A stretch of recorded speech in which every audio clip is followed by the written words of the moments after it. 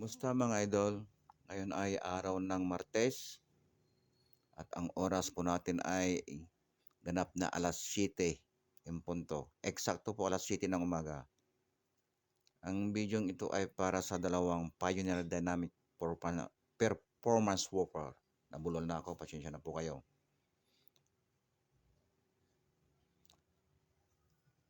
Ang dalawang Pioneer Whopper nito ay dinala dito para lipat ko daw sa upuan ng kanyang tricycle. Pero sa akin, ayaw ko sana galawin dahil mas makita nyo naman, napakaganda pa niya. Buong buo, mga ka-idol. Ang payo ko sa kanya, huwag sirain.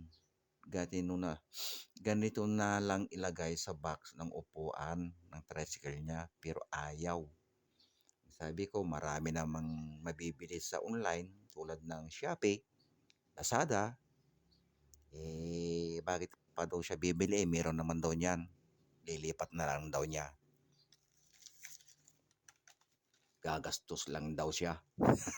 Totoo nga naman eh. Nagtitipid tayo, ganun na lang ang gawin natin. Dahil ayaw niya gawin, na lang natin ang request niya. Simulan na natin mga ka-idol. Magbaklas na tayo bago tayo magsimula pala. Shout out kay pare Junior Obedosa na may-ari nitong gagawin natin. Huwag kang mag-alala, gagawin natin to ng maayos para gumanda naman ang iyong tricycle. Kahit nagpapatakbo ka, enjoy na enjoy mo magpatakbo.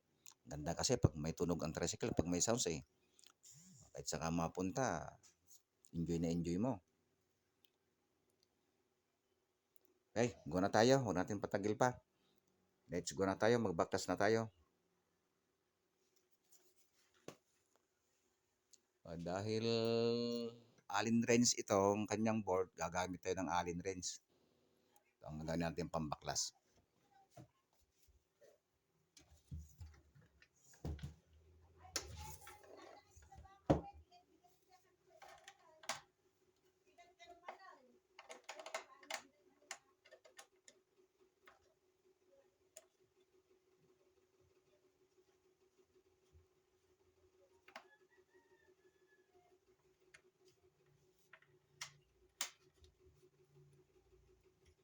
Dalawang kamay na ginamit ko sa pagbabaklas.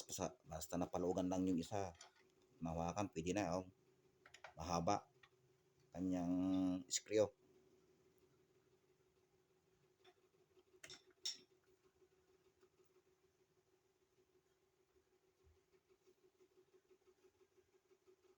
Ayan, natanggalan natin yung mga tornilyo. Subukan na natin baklasin.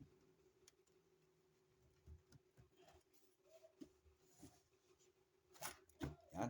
Madali naman palang baklasin. Matignan tuloy natin kung anong tsura ang loob nito. Ayan. Teka muna.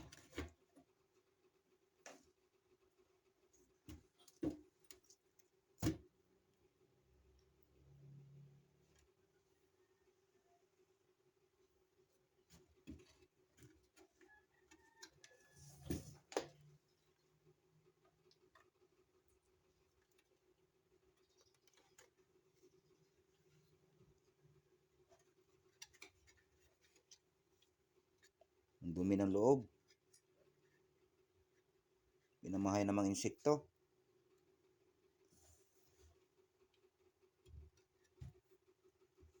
Itong box niya ay 1/2 na lawanit. Malambot pa oh.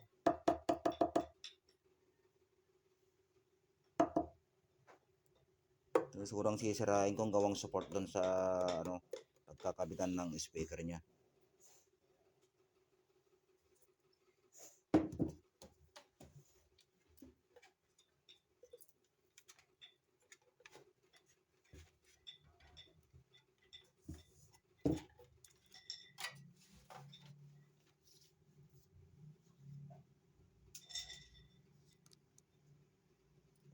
Yan ang itsura ng loob niya.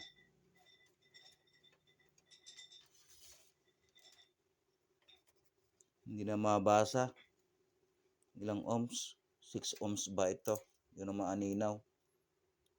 At wala rin nakalagay na wattage. Walang wattage. Made in China siya mga idol.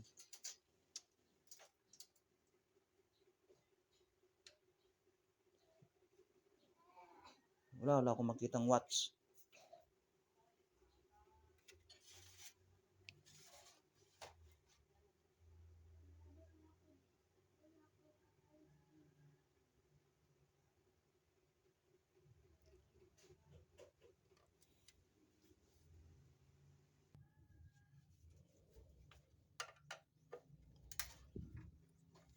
Para mabaklas natin, makuha ang speaker, kailangan din natin tanggalin tong tornilyo sa ilalim.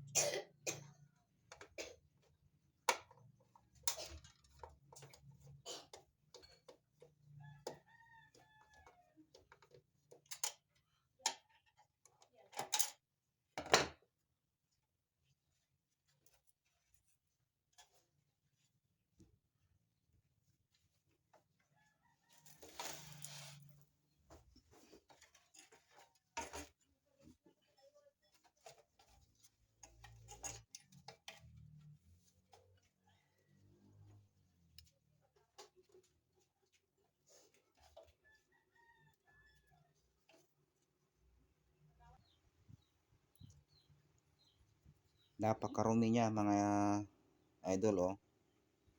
Pero sa labas ko ito lilinisan. Okay. Ayan.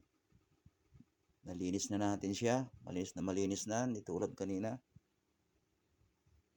Ngayon, magbubutas na tayo doon sa kanyang sandalan ng upuan sa tricycle.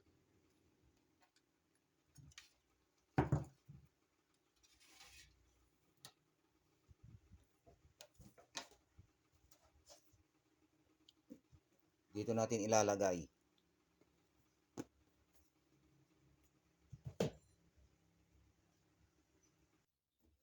Ayan, i-layout na natin.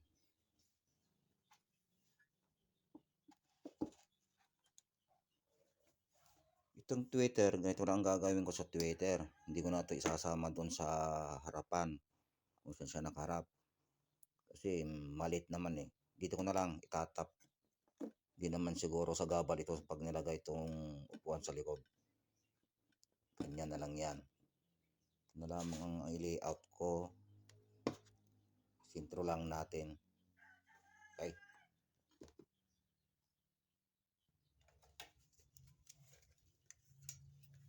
Dahil wala akong roller, dito na lang ang gawin ko.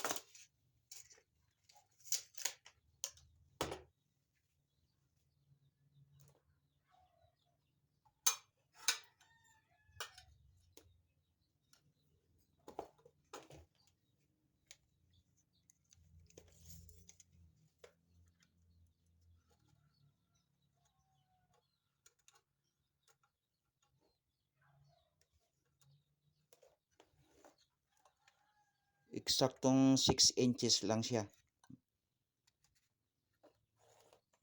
Siyempre, magmaminus pa tayo doon. Hindi sagad-sagad ang butas natin dyan.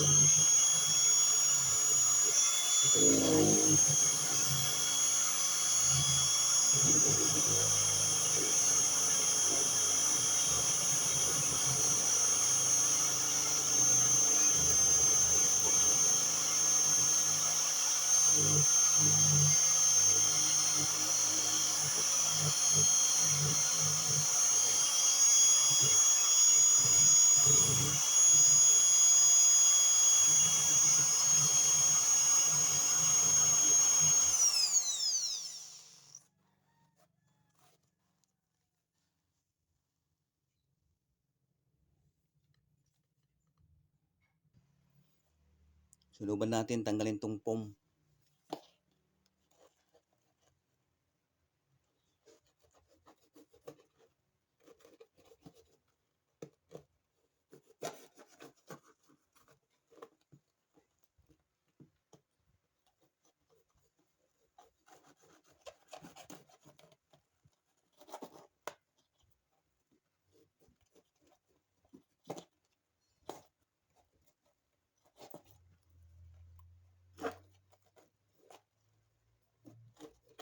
Para tayo nag-ooperasyon nito.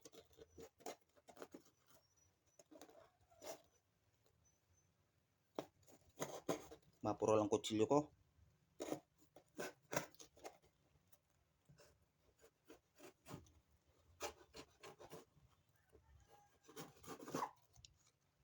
Lumabas ng kara-kara.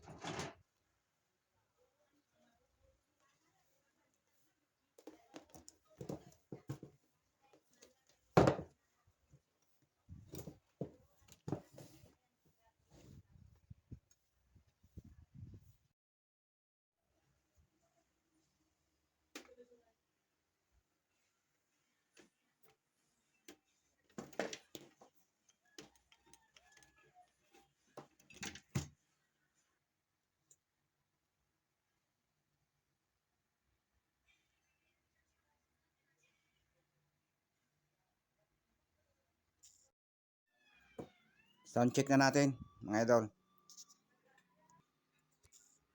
Sound check na natin itong in-install natin gamit si Bosca D100.